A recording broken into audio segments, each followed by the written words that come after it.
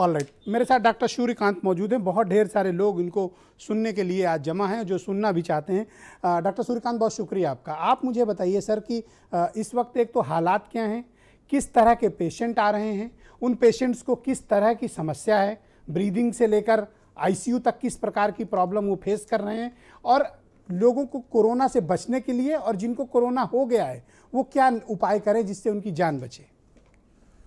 देखिए ब्रजेश जी, इन सब क्वेश्चंस के मैं एक एक करके जवाब देता हूं जी, लेकिन एक बात तो है, पता नहीं आपके इस चैनल की और व्यक्तिगत रूप से आपकी ये कौन सा इंडक्शन इफेक्ट जाता है, इंपैक्ट जाता है कि इधर आप डिबेट करते हैं और उधर डिसीजन हो जाता है। उसके लिए मैं आप सबका बहुत आभारी हूं, विशेष तौर पर आपका, डॉक्टर वैभव खन्ना का, अग्रवाल जी का। जी देखिए, मेरे पास तो शानदार पैनल है चिकित्सकों का और सरकार के पास आईएएस अफसरों का पैनल है, मैं क्या करूं। देखिए ब्रजेश जी, एक बार आपने डिबेट की कि जो वैक्सीन है वो एकदम सबको ओपन मार्केट में आ जानी चाहिए और सरकार ने मॉडर्ना, फाइजर उन सब की वैक्सीन खोल दी। पिछली बार हम लोग बात कर रहे थे कि भाई 18 से 45 साल वाले बाद इस बार 65% लोग जो हैं जो कोरोना से संक्रमित हो रहे हैं वो इसी उम्र में हो रहे हैं जी, तो उनको प्रोटेक्शन जरूरी है। और आज प्रधानमंत्री जी ने घोषणा कर दी कि 1 मई से 18 से 45 साल के बीच, मतलब 18 साल से ऊपर हर व्यक्ति जो एलिजिबल है वैक्सीनेशन का वो लगवा सकता है जी। तो देखिए, एक बात तो मैं मान गया कि भाई भारत समाचार और ब्रजेश जी का इंपैक्ट बहुत, वो इंपैक्ट फैक्टर हम लोग जनरल में पढ़ते हैं किसका कितना इंपैक्ट फैक्टर है, तो आपका भाई इंपैक्ट फैक्टर बहुत बढ़िया होने की बहुत बहुत बधाई, नंबर एक बात। दूसरी बात, डॉक्टर सूर्यकांत का कमिटमेंट है। पिछली बार मैंने कहा था, मैंने सब चोले उतार दिए हैं। सिर्फ मेरा 24 करोड़ इस प्रदेश की जनता के साथ कमिटमेंट है कि जब भी मैं इस चैनल पे आऊंगा उनके लिए कुछ टिप्स देकर जाऊंगा। आज भी मैं कुछ अपने टिप्स साथ लाया हूं। मैं सोचता रहता हूं कि अपने इन भारत समाचार के दर्शकों को, प्यारे दर्शकों को और उत्तर प्रदेश की जनता को मैं और कैसे घर बैठे और थोड़ा सा सुकून दे सकूं। कहते हैं ना, लोहा लोहे को काटता है। तो कोरोना पॉजिटिव है तो आप अपना एटीट्यूड पॉजिटिव करिए, कोरोना हार जाएगा। आज मैं लाया हूं ऑक्सीजन की समस्या से जूझने के लिए छोटे छोटे से उपाय। देखिए, पिछली बार मैंने आपको बताया था कि अगर आपका, केवल कुछ मत जानिए, अगर आप, मैंने जैसे पिछली बार कहा था, घर में टीवी नहीं है, फ्रिज नहीं है, कोई चिंता की बात नहीं है तो उठा के फेंक दीजिए। एक पल्स ऑक्सीमीटर घर में रख लीजिए, कोरोना से लड़ना है तो।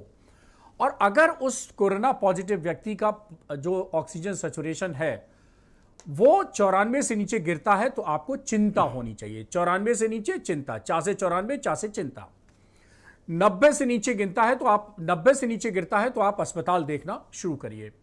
अब मैंने कहा था कि अगर 94 से ऊपर है तो बहुत सिंपल मेरा प्रोटोकॉल है, आपने धन्यवाद, बहुत बड़े पैमाने पर उसको सर्कुलेट किया है लोगों तक।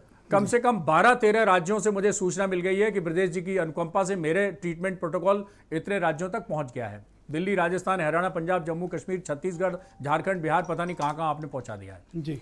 और दूसरी बात है कि 94 से ऊपर अगर आपका ऑक्सीजन है तो आइवरमेक्टिन और डॉक्सीसाइक्लिन का जो मैंने कॉम्बिनेशन प्रोटोकॉल बताया है कि आइवरमेक्टिन 12 मिलीग्राम रात को खाने के 2 घंटे बाद, डॉक्सीसाइक्लिन 100 मिलीग्राम सुबह शाम 5 दिन, बाकी विटामिन बी, सी, डी, जिंक और स्टीम इनहेलेशन लेते रहिए और पीने वाली ज्यादा चीजें पीते रहिए, मस्त रहिए, स्वस्थ रहिए, डांस करिए। और हाँ, एक बार जरूर मैंने कही, आइसोलेशन में पेशेंट है लेकिन उसको अलोन मत छोड़िए।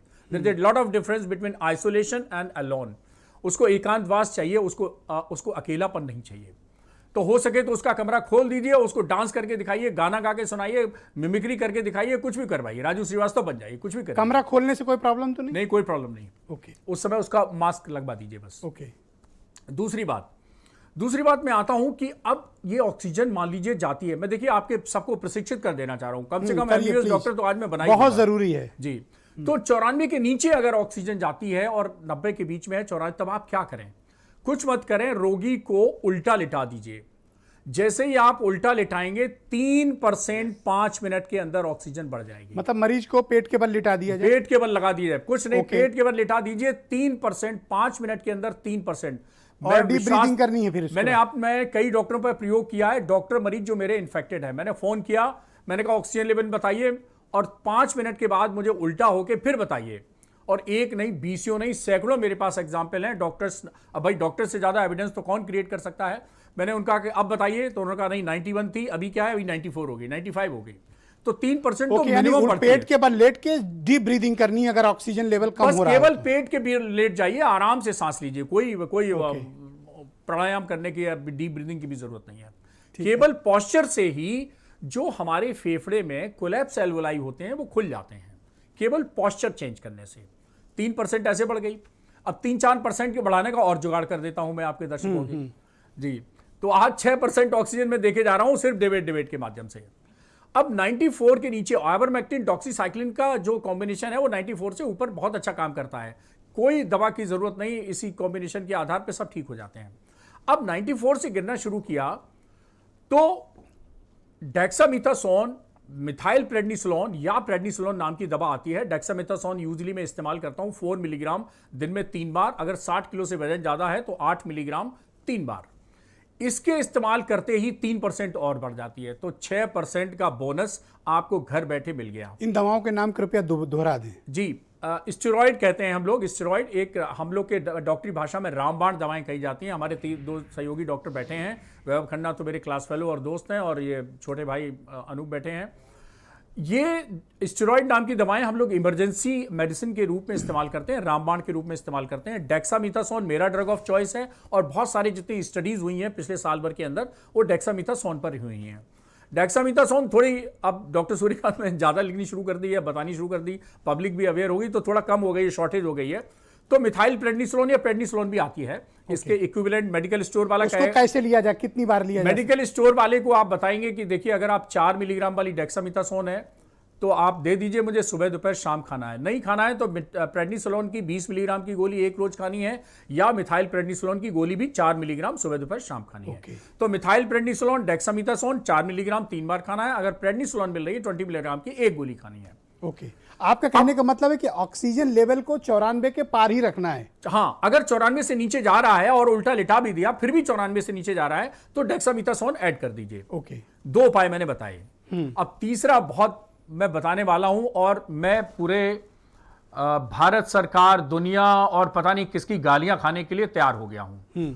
तो गालियां मुझे स्वीकार है, मैं एक्सेप्ट कर रहा हूं, और गाली स्वीकार करने के पहले ही मैं डिस्क्लेमर देता हूं कि मैं बहुत बड़ी बात कहने जा रहा हूं जो बहुतों को पचेगी नहीं, बहुतों को रचेगी नहीं, बहुतों को बसेगी नहीं। रेमडेसिविर रामबाण नहीं है। कृपया रेमडेसिविर की कालाबाजारी बंद करिए। ये रेमडेसिविर रामबाण नहीं है। What you are saying, doctor साहब? जी, मैं बिल्कुल कह रहा हूं, और होशो हवास में कह रहा हूं, और एविडेंस बेस्ड के साथ कह रहा हूं। एक ट्रायल हुआ था। अब देखिए क्या हुआ कि सबसे पहले इस कोरोना वायरस के युद्ध में सबसे पहले हाइड्रोक्सीक्लोरोक्विन आई, और जब से ट्रम्प साहब ने कही हाइड्रोक्सीक्लोरोक्विन इज तो बहुत लोग मारे गए थे जी। और उसके बाद हाइड्रोक्सीक्लोरोक्विन इतनी हुई कि अमेरिका से बहुत डिमांड आई, हमारे देश ने खूब कमाई की, उनको बेची। लेकिन हाइड्रोक्सीक्लोरोक्विन बाद में फ्लॉप दवा पाई गई और उसको बंद करना पड़ा। हमारे केजीएमसी के डॉक्टर्स ने प्रोफाइलेक्सिस के रूप में ली, और 17% को कोई ना कोई साइड इफेक्ट हो गए। हमें प्रोफाइलेक्सिस लेनी, अपनी जूनियर डॉक्टर को, मैंने तो खैर ली नहीं, तो मेरा तो शुरू से विश्वास नहीं था, वो बंद कर दी। तब खेल शुरू हुआ आइवरमेक्टिन का। आइवरमेक्टिन की स्टोरी आप सब जानते ही हैं, आपने पिछली बार मुझे नाम ही डॉक्टर आइवरमेक्टिन कर दिया डॉक्टर सूर्यकांत से जी। तो आइवरमेक्टिन की सक्सेस, तो अगर रेमडेसिविर आपके मुताबिक गेम चेंजर नहीं है, बिल्कुल तो क्या गेम चेंजर नहीं है। मैं बताता हूं गेम चेंजर क्या है। रेमडेसिविर बिल्कुल गेम चेंजर नहीं है, और मैं सबसे बड़े दुनिया के ट्रायल की बात कर रहा हूं जिसका रिजल्ट अक्टूबर में आया। हुआ क्या कि पिछले साल 2020 में ये तो बड़ी अद्भुत बात आपने बताई भाई। हाइड्रोक्सीक्लोरोक्विन फ्लॉप हो गई, तो उसके बाद रेमडेसिविर सीन में आई। और रेमडेसिविर मल्टीनेशनल कंपनीज बनाती थी। इस दूरदर्शन, इस चैनल के माध्यम से मैं जितनी बात कह सकता हूं, जितनी मेरी मर्यादा सीमा मुझे बताने के लिए मैं स्वतंत्र हूं, उतनी बात मैं कह रहा हूं, उससे ज्यादा नहीं कह सकता। अकेले में पूछ लीजिएगा, मैं सब बता दूंगा। तो रेमडेसिविर आई, मल्टीनेशनल कंपनी थी, 5,000 रुपए इंजेक्शन इसकी कीमत होती है। अभी भारत सरकार, प्रधानमंत्री जी को मैं धन्यवाद देता हूं कि कैपिंग करके उन्होंने 3,500 पे लाया है। लेकिन कैपिंग करने से फायदा क्या हुआ है? बालाबाजारी हो रही है। आगरा में मेरे एक दोस्त ने 50,000 की रेमडेसिविर का इंजेक्शन लिया। डॉक्टर साहब, आप तो खुशकिस्मत हैं, गोरखपुर में 80,000 रुपए में मेरे एक दोस्त ने खरीदी है। चलिए, मेरा दोस्त थोड़ा बार्गेनर अच्छा होगा ना, तो 6 इंजेक्शन लगते हैं। सोचिए, आप नॉर्मल कीमत 5,000 की ली जाए तो 30,000 रुपए की थेरेपी पड़ती है नॉर्मल। अगर 50,000 और 80,000 में होगी तो कितने लाखों में कीमत पहुंच जाएगी। ये तो आपने बड़ी मानवता पर मदद की कि ये रेमडेसिविर गेम चेंजर नहीं है। जी बिल्कुल नहीं है। उस स्टडी की मैं बात कर रहा था जो कि अक्टूबर में आई। उस स्टडी में क्या किया गया कि सीवियर मरीजों को जो वेंटिलेटर पे थे, उनको एक ग्रुप को रेमडेसिविर दी गई, दूसरे को नहीं दी गई। स्टडी के दौरान पाया गया कि जिनको रेमडेसिविर दी जा रही है उनमें मौतें ज्यादा हो रही है। उन्होंने कहा भैया ट्रायल रोक दो। ट्रायल रोक दिया गया। विश्व स्वास्थ्य संगठन कहने को मजबूर हुआ कि हमें यह डायरेक्शन देना पड़ रहा है कि रेमडेसिविर सीरियस कोविड मरीज के लिए फायदेमंद नहीं है, उल्टा नुकसान करता है। तो कृपया जो आपके दर्शक हैं उनको तो मैं कालाबाजारी से बचा ही सकता हूं। आज मुझसे जिसने पूछा है, मैंने कहा कि गांधी ने एक समय जब ये कहा था अंग्रेजों से कि कह दो अंग्रेजों से मुझे अंग्रेजी नहीं आती है, आज डॉक्टर सूर्यकांत कह रहे हैं कि मैं रेमडेसिविर नहीं लिखता हूं, ना पसंद करता हूं और ना ही ये रामबाण है। थैंक यू, बहुत गेम शुक्रिया। चेंजर है ऑक्सीजन और गेम चेंजर है स्टेरॉइड और गेम चेंजर है अर्ली डायग्नोसिस, गेम चेंजर है अर्ली ट्रीटमेंट। बहुत इसी को अद्भुत बात अपनाइए। आपने कही, बहुत शुक्रिया आपका, और इसीलिए लोग आपके इतने दीवाने और फैन हैं